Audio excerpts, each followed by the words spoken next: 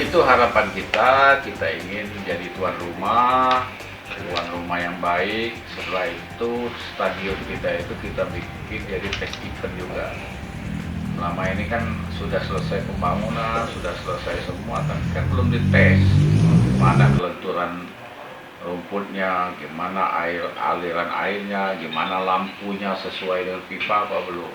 Terus lapangan latihannya. Nah, itu yang kita multi efeknya itu di situ selain kita menjadi tuan rumah.